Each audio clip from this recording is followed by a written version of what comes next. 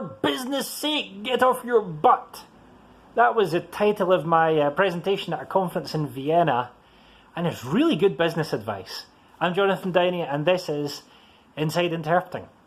Okay, most interpreters that you talk to, unless they've got a nice cushy staff job for an international institution, will think, how do I get new clients? That's a really good question, and the answer is by learning to speak fluent client.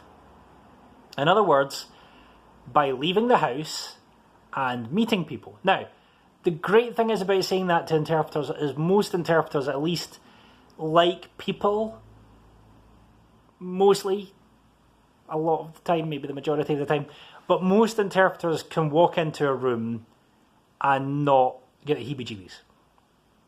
What I'm saying is nowadays, if we want to raise awareness of what interpreters can do, if we want to get new clients, being on social media is increasingly not going to be enough. Being in the room with clients, networking with clients, understanding what they care about is going to be enough.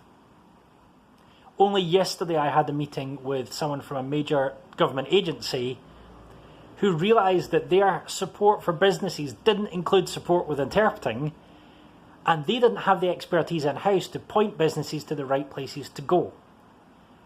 Now, working with them is not going to land me clients in a week or a month, but it is going to get my face known, and businesses will see me as the person to come to. I was having a business networking curry recently. I love business networking curries.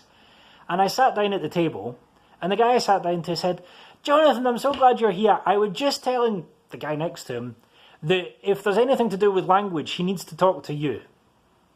That's kind of not perfectly true, but that's the kind of idea. That's where you want to be, that in your local area, in the sector that you work in, that people go, I was just telling my mate that anything to do with language, they need to talk to you. Are you the language person in your area, in your field? Are you the interpreter that people come to when they have a query about interpreting in whatever is relevant to you?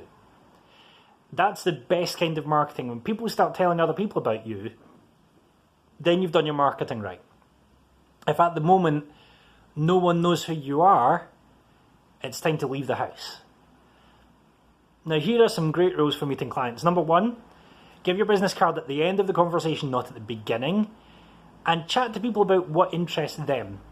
So if like me, you're an interpreter and you're really into commercial interpreting, and especially I'm really into manufacturing interpreting, if I go up to someone in the manufacturing industries and start chatting about Scopus theory, they will be out the door quicker than you can say boo. Even worse, if I start talking to them about accuracy, they'll be out the door even quicker.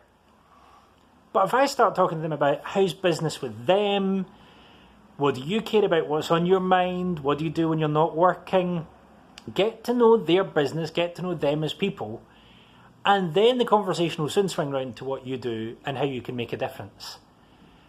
Find out about them first rather than starting with you. I mean, you might start with a, hi, I'm an interpreter, and they're going, interpret what?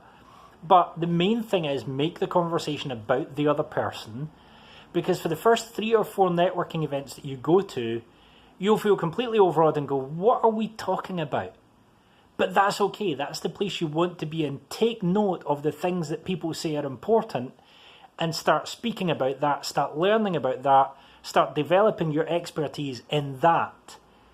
And you'll soon become a whole lot more comfortable around other business people and a whole lot more able to add value.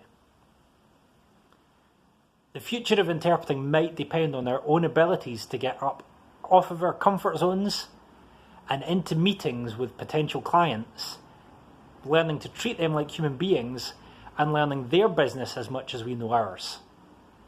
I'm Jonathan Downey, and this is Inside Interpreting.